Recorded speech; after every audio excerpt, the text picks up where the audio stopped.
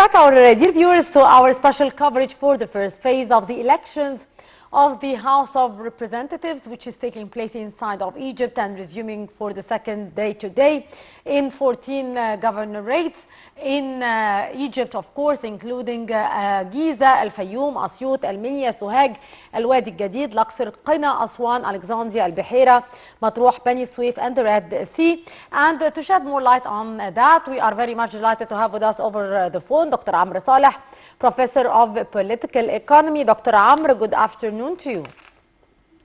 Good afternoon. Glad to hear from you. Thank you very much, Dr. Amr, for being our guest for today. Dr. Amr, how do you see the elections for the Parliament in the second day of the first phase taking place in Egypt, sir? Well, this is a very interesting chamber, and we're glad that the chamber is back. Yes. We're glad to see that there is a certain consolidation of the institutional setup that is needed actually in Egypt in order to continue and to pursue the economic development and the political process and the economic processes. And we're very glad that lots of Egyptians are going to give their voices and bring a positive impact for this chamber, because, you know, the level of participation is really important, and we've seen a very interesting level of participation, not even in Egypt, but even abroad. You know, even Egyptian abroad were very active, and we've seen on social media lots of messages asking people to go to vote together. You know, it's like going to a festival or going to a national event. Indeed. Dr. Amr, of course, we just witnessed the end of the election and the formation of the new House of Representatives, the Senate Council rather, and now the House of Representatives. How do you see the importance of having two chambers of parliament now in Egypt for the political life of the country? Exactly, that's what I was saying. You know, we're in a very delicate phase. The importance of having both now in place. We're in a very delicate phase. We need to reach a very high standard of quality of life. We're reaching 60% of economic growth. Now, you know, we're in the COVID-19 period, so we will witness a decrease of 2%. However, we are the owner of one of the most successful economic reform program. That's why I think that we need this chamber. This chamber is very special. It has very reputable personalities. And I think that we need this chamber in particular to consolidate and to bring a new vision for Egypt during the economic transformation. Indeed. Dr. Amr, how do you see the importance of the participation in the election of the House of Representatives from your point of view? Why people should be taking part in the elections, and how they should be participating, the importance of that? What is the message here that you want to deliver to the Egyptian people regarding that issue?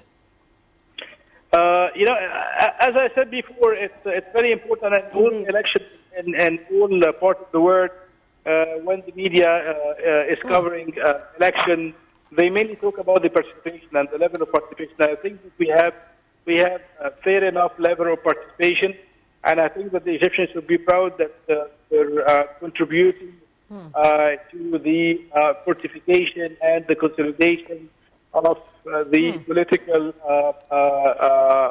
sphere. And I think that the message, if you ask me, well, the main message is that Egyptians should be very proud of themselves. Indeed. That they are building their own future, and they're helping the government to build and to design new and effective policies for this country. Yes, indeed. Dr. Amr, here the participation of women and the fact that women are represented in Parliament now officially by 25%. How do you see the importance of the participation of women in Parliament? Well, you know, what do you want me to say? Well, women are very important.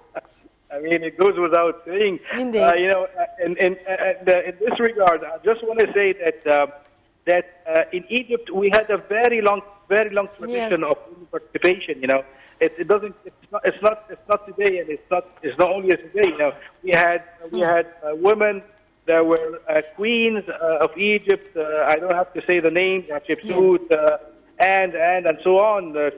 You know, the women were very effective in the political life and the economic life of Egypt. And Herodot, when Herodot came to Egypt, he was really surprised, and he wrote a lot on the participation of the Egyptian women in the economic life and in the economic cycle.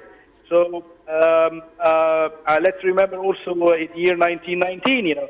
So we had always, I'm not going to say we have, but we always had a fingerprint, a woman fingerprint in the political and the social and the economic life of Egypt. And I think that this is very interesting, and I thank you for your question. I think that today we need more the voice of the woman, because the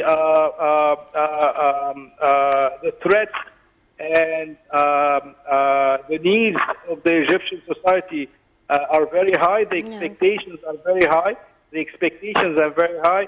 We need the women to give their opinion in education, in science, in culture, in everything. So I think that now today, and in this critical and important phase of the Egyptian history, we need more and more the voice of the women. Indeed. Dr. Amr Saleh, our professor of political economy, thank you very much, sir, for your precious input and for being our guest for today. Our dear viewers, that was part of our coverage for the parliamentary election in Egypt, the first phase. Indeed, will be back with more coverage, but now we'll go to a short break, so stay tuned on Nile TV International.